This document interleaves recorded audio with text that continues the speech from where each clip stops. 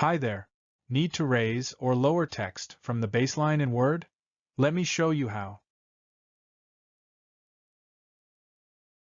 Select your text. On the Home tab, open Font Options. Go to the Advanced tab. In Character Spacing, expand Position. Choose Raise. Adjust the raised value. Finally, click OK. Text rises exactly where you want it.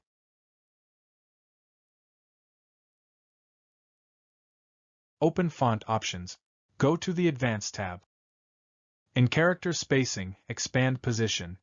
Choose Lowered. Then set the lowering value.